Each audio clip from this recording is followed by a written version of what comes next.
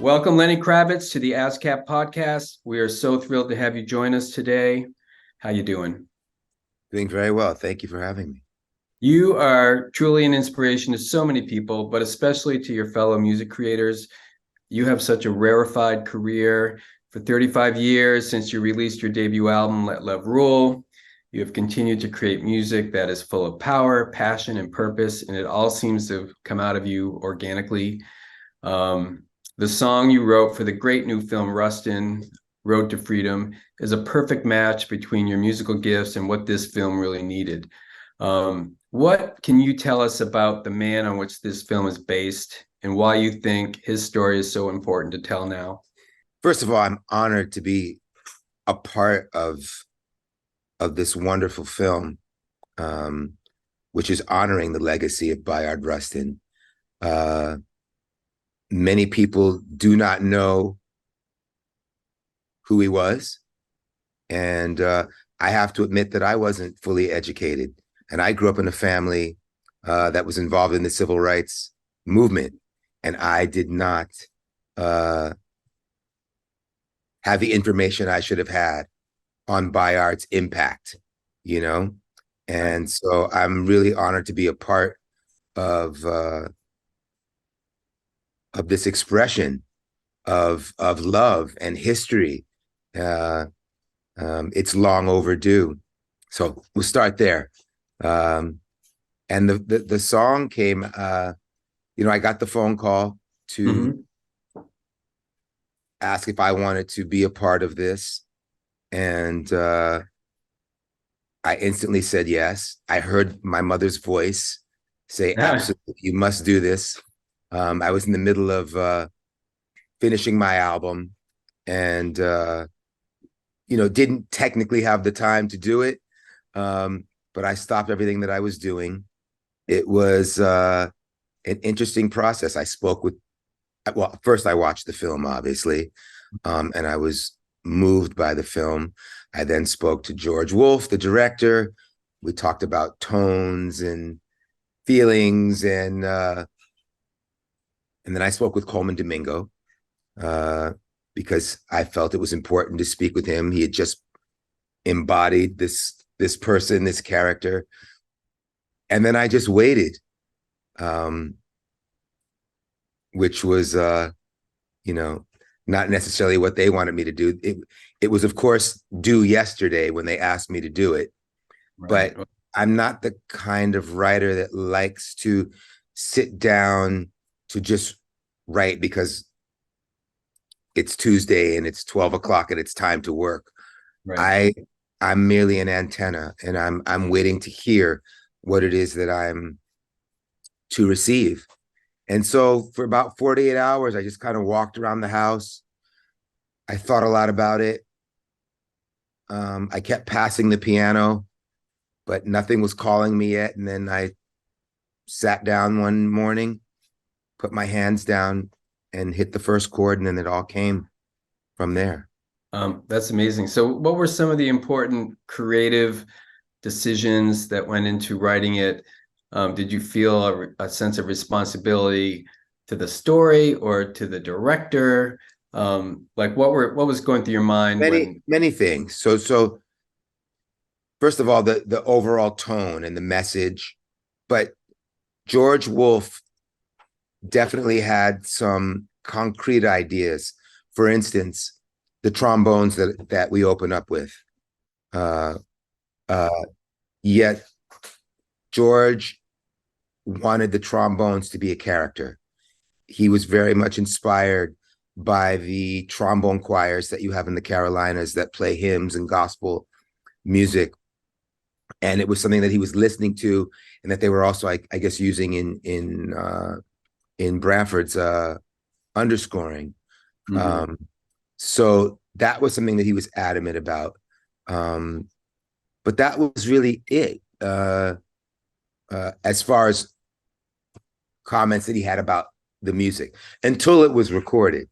So I just started writing, as I told you, and Road to Freedom just came to me, because that is what they were doing. They were on that road, and that road is a continuous road that we are still walking today. Generation after generation, we're continually pushing walls down, moving borders, and trying to get closer to that thing we call freedom. But so then I recorded it. As far as the instrumentation, I knew that I wanted it to be rooted in gospel and R&B, traditional rhythm and blues. And then I recorded it. I knew I wanted to have a gospel choir, which wasn't easy finding in Paris, France, but we did. Amazingly found Wow. a very powerful gospel choir that existed there. I didn't know that there was one. Then I recorded it. I sent it to George. I'm thinking, this is great. It's done. And George said, well, let's talk about these words or this phrase, or he's the director.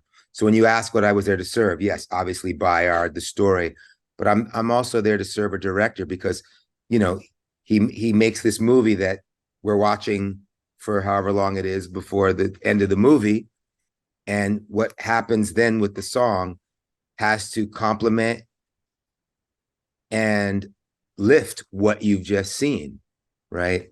Mm-hmm. So there were words that just George didn't identify with, or a phrase here or there. He'd say, well, is there another way you could say that? I don't necessarily like that word, or I feel this would express it better. So I kept going back and redoing the vocal with different ideas of words and whatnot. And after several times, he was satisfied and we were there. And then he even had a comment, sonic comment. He thought that there was too much reverb on the voice in the beginning. He wanted it more intimate, and then wanted it to grow as we get to where the March on Washington was, to the mall. So it was interesting working with somebody that, has concrete ideas about how this song will join their expression. Right. Because normally I make music, I make it for myself, and that's it. It's that there's nobody to say anything about it, Right. And right. I love that collaboration, because you're always pushing. Let's get it better. Let's get it closer to what it is that I'm envisioning.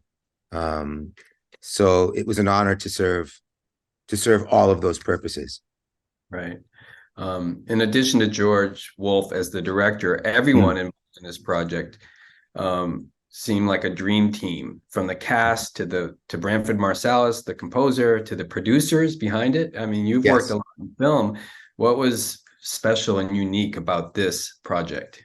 Well, it's just first of all, it's a positive project, with, as you say, a great group of people, from the Obamas to Bruce Cohen, producer, to George, who I've known George since I was 17. Wow. I did a play with him when I was 17, and Coleman Domingo, who I'd worked with in The Butler with Lee Daniels, and all of these wonderful actors. I mean, Chris Rock, one of my buddies, who's also in the film. It was just like a group of people that I know, that I've grown with, that I've worked with, that I respect, all to bring to light this story that people need to know. It's such a part of the story is such an important part of our history, and a chapter in our American story, with Martin Luther King Jr. Day coming up and Black History Month coming up next month. Why is this film so relevant today? Well, we have a situation where somebody's story wasn't highlighted or celebrated due to who they were, their lifestyle, you know, to be an openly gay Black man at that time. I mean, doing what he did was extraordinary, you know, extraordinary. And it's so important. I mean, you know, we're still dealing with these issues, you know, in different ways, but we're still dealing with it. And here's a story. Here's an event that we all know. We all know about the March on Washington. We know about the I Have a Dream speech, which is, you know, just iconic and classic and true and real and just so motivational.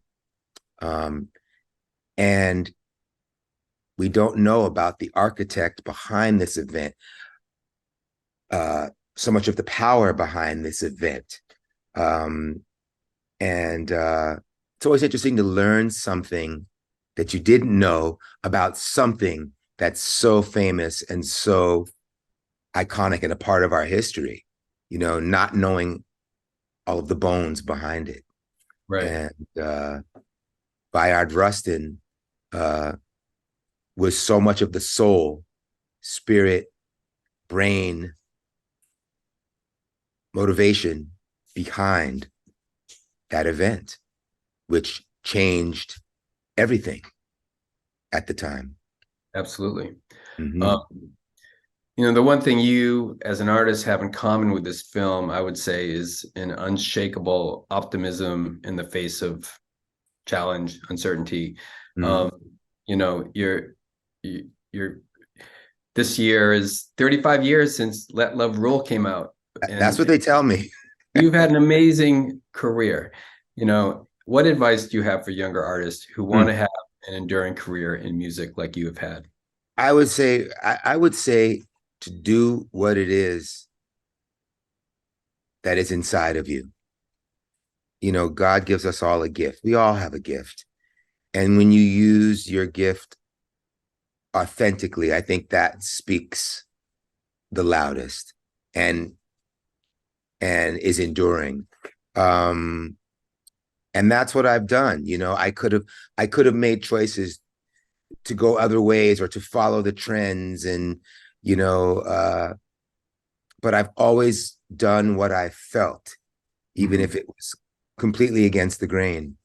And so I think being authentic is the most important advice. Do what's inside of you. Do what you're supposed to do, you know, your contribution. And I think that I can't say that that's the only reason why I'm still here, but it's definitely a large part of it. Right. Well, you're not only still here, you have a new album coming out in a couple months, Blue Electric Light, which I'm sure will be another exciting gift to all your fans around the world. What can you tell us about it? I'm very excited about it. You know, it's the first music I put out since, you know, the pandemic. I had the most amazing time making this record. It's full of light. It's celebratory. It's so got a beautiful energy to it. There's sounds and songs that are, you know, different from things that you've heard from me in the past. And it just has an energy that's got me ready to go around the world and tour. And I'm really looking forward to it.